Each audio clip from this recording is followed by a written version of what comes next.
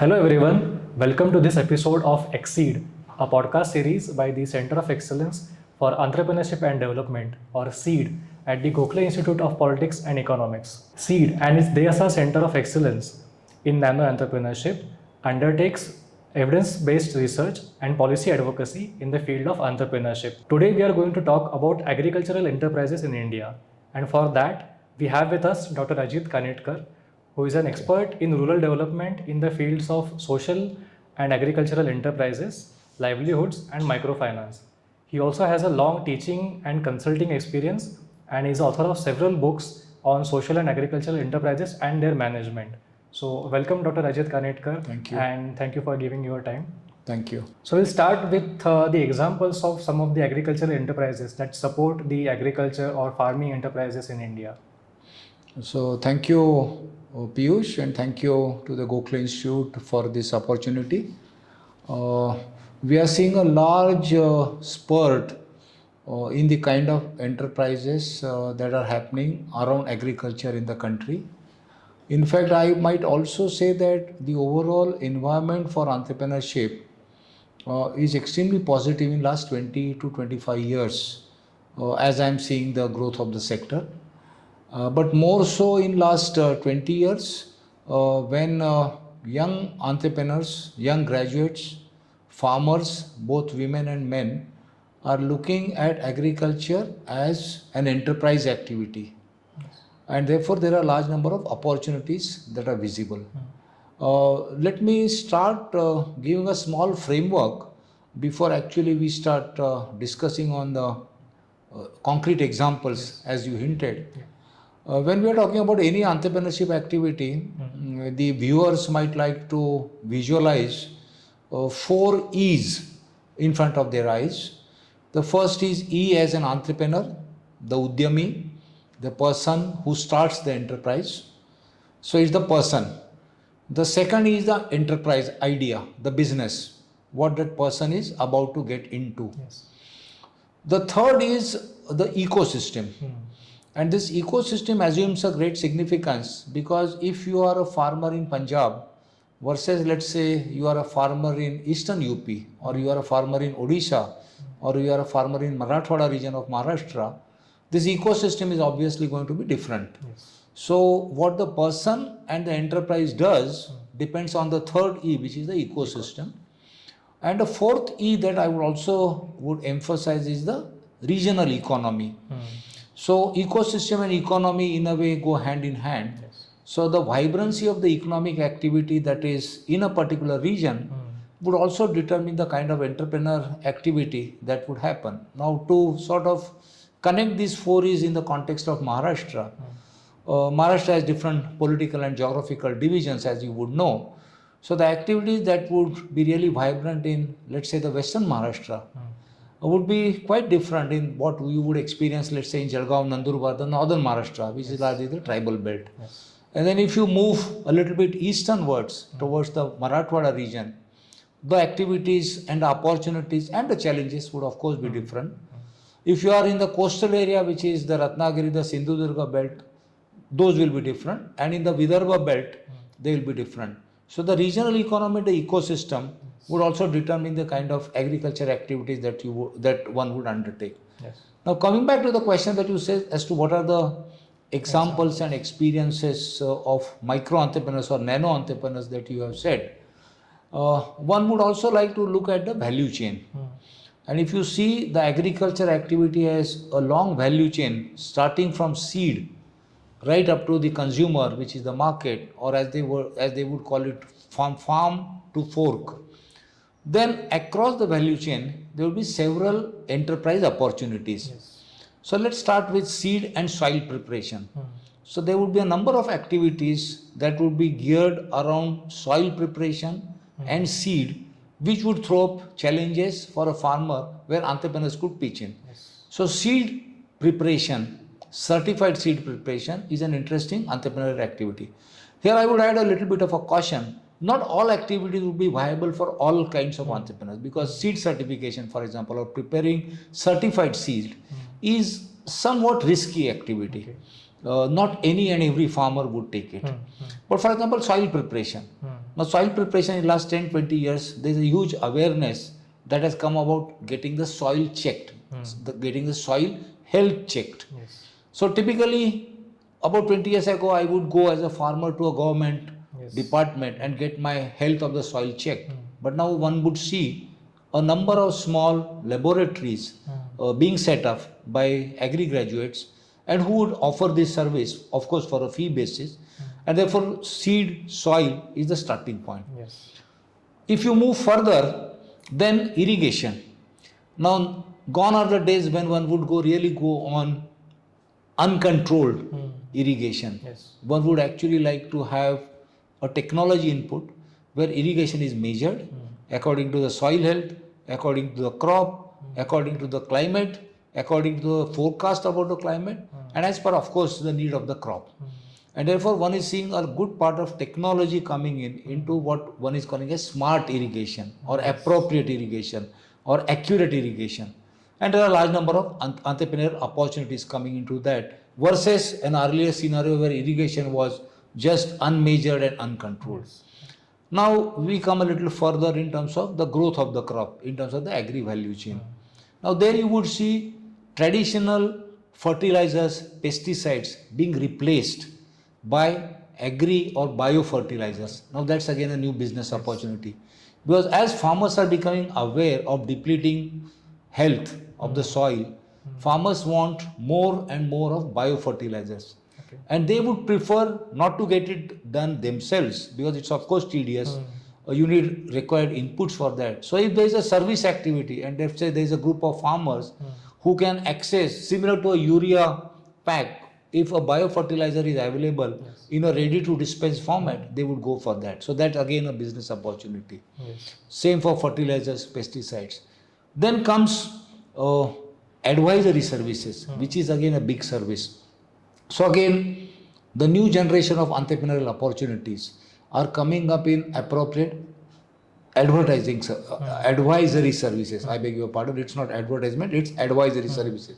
So giving the right input to farmers for irrigation, for weather, for appropriate choice of seeds, those are services that are coming up as business enterprises. And then we go into post-production or post-harvest, if I may use that word. There are again good opportunities of sorting, grading, packaging, weighing, testing the residues right up to the market. There are opportunities in terms of storage, there are opportunities in terms of transportation, and there are new interesting experiments happening. Now there again a word of caution or a word of advice is that all these activities might not be in the nanosphere. They would be in the nano or in the small and medium. But when I say nano, a micro and a small, it's a kind of a continuum. Let me give a small example which I quote in many of the discussions that we had. There's an interesting experiment happening about 100 kilometers from Pune, and there's a lady entrepreneur. She comes from a farming background. She's an electronics engineer from a reputed institution. She decided not to go for a big fat IT package. She comes from a farmer's family, so she was seeing the plight of onion farmers, farmers who are cultivating onions. And then she thought that can there be a technological solution to the onions which get kind of, which are not ready for the market, they get just spoiled because of the humidity and all those issues. So can there be a different kind of a storage and can there be a kind of an advanced intimation that a particular lot of onions stored in a particular place actually has to be disposed of early. So here she brings her electronics experience. So she has developed a good number of sensors. Those sensors are placed right in front of the, right in the middle of the onion stack, what they call a chawl, a kind of a bamboo structure, one above the other. She is about 100 kilometers from Pune, I have seen that. And then those sensors are actually emitting signals. When the onion starts getting rotted, they are closer to the phase of rotting. Actually, those sensors sense it. It's a kind of a chemical and an electronic kind of a technology that she has brought in. Those sensors, those signals are located. Those signals then are communicated back through an algorithm to the farmers saying that, hey, go and check the storage that you have done for your onions, it's trying to dispose or it's trying to clear some of the stock, so on and so forth. Now this is one example, and of course this she is charging some fees because there's a new product, there's a new innovation that's coming in. So this is typically a post-harvest a kind of a enterprise. Now would it be a nano enterprise?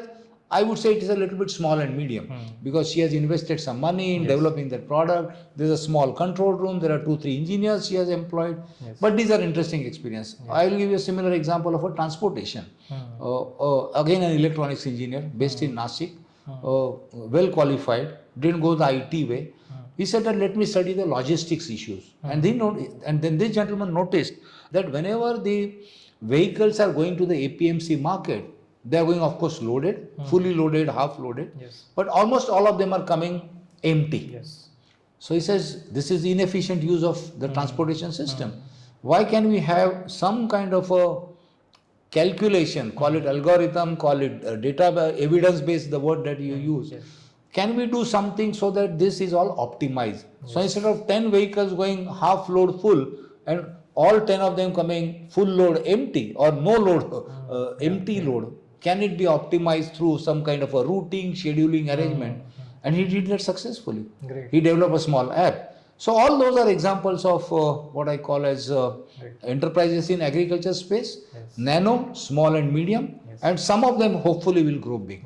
I don't know whether I responded to your question. There's another interesting experience that is likely to happen, and that has to, I will sort of emphasize on that, which is in terms of the changing economy and therefore the changing business environment where customers like me are demanding clean food.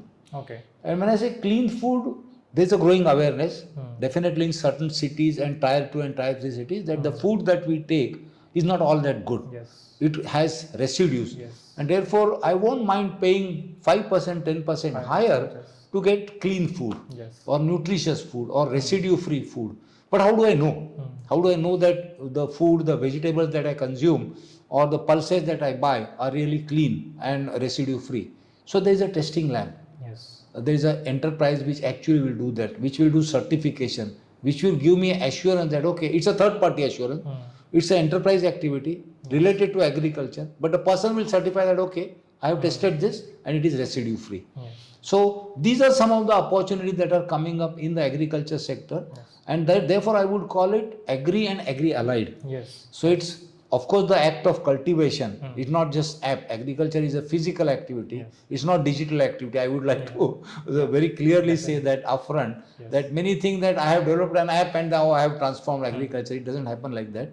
Agriculture is going to be a physical activity, but there's a good amount of technological inputs, what one is calling as digital or internet-based or IoT. So this combination of physical and digital are going to throw up or are throwing up new opportunities in the entire value chain. In the entire value chain, right from the production or the pre-production, right up to the market stage. I have not talked about exports. Export is a different thing. But in this farm to fork or from field to a consumer table, there would be many opportunities and that are unfolding. So yes, sir, these are great examples and throw a good light on the agriculture enterprises.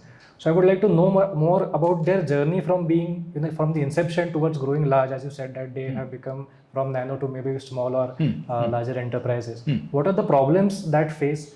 And maybe you can also, as we are already on the topic of technology, how can technology help in addressing those problems of these nano enterprises? For any enterprise, whether it is a micro, nano or a small, medium, I think two things are important: the product and the market. What is the product and what is the market? I may have an excellent idea, but who are my customers? That's the most important thing. Where am I going to sell my product and or service, or a mix of that? So understanding of the market is the most important thing, or is a starting point. And then comes the question as to what is it that I am going to offer to the market to bridge that gap or to bridge that deficit. And therefore, for any enterprise activity, also in the agriculture space, I think the task of the entrepreneur starts with identifying this gap, identifying this missing element. Identifying this missing element. I give another interesting example of how deeply an entrepreneur thinks. Again, I'm giving the example because I've traveled recently in different parts of Maharashtra. So here is one entrepreneur based close to Ahmednagar. and he is in the business of aggregating jawar. As we know, this is the International Year of the Millet. So individually, all the farmers were selling their jawar to the APMC, and each one according to one's own capacity has different kind of bag size, the bori. Okay. So a jute bag or whatever that bag. So somebody has a 30 kilo bag, somebody has a 50 kilo, somebody might have odd size, all that. Now this particular entrepreneur realized that this is easy for the farmer, but cumbersome for the buyer, the APMC person who is buying it, where the farmers are coming with, the same farmer is coming with different kind of bag sizes. And therefore the time that is supposed to be, let's say, half an hour in the entire payment procedure, farmers are spending close to 4 hours. So he started thinking about that. There is a missing element, there is a gap, there is a deficit. So he said that, okay, can I bridge this gap? So what he did was nothing except standardizing the packet, the size of the bag. He said that I am going to aggregate jawar, millet from my area, only on one condition. All of you, each one of you is going to pack it in a standard bag of 50 kilo. That's all. Nothing more, nothing less. I will provide you the bag. You ensure that it's a 50 kilo exact weight, and we are going to load a truck or a tempo or whatever method or van. So the job that took 4 hours actually was done in less than 45 minutes. Now this is the gap. He identified that gap. He came out with a solution. Now the question is, where is the saving? The saving is on both sides. The person who is buying in the market is willing to pay additional 50 paisa or a rupee because it's ease of doing business for him. It's ease of weighing, ease of collecting. He is able to dispose of, or he is able to get a clean, weighed, standardized kind of package, and the person also is able to transfer that 1 rupee benefit to farmer. So with simple intervention of a standardized bag has sort of, so the entrepreneur's journey would actually start with, where is this missing gap? What can I, so identifying that gap is a starting point, and then coming with product and or service to respond to that. And there comes the question of the customer, the market. Is the market willing to take that? Is the market willing to buy that? Whatever I am offering, will the market buy that? So if one is able to focus on the product market mix, the product market mix is a typical MBA word, but this applies even to a nano enterprise, that I have something to offer. Is there a ready market for that? And this is important for especially agri and rural enterprises, because many a times there is a me too kind of an approach. That okay, my neighbor has started a mobile repair shop, therefore I need to start a mobile repair shop.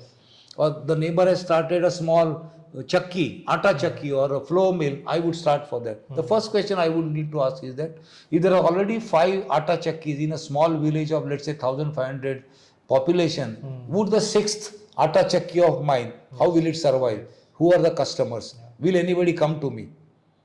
If the answer is no, then I should not get into starting a flour mill, which is a normal me too approach.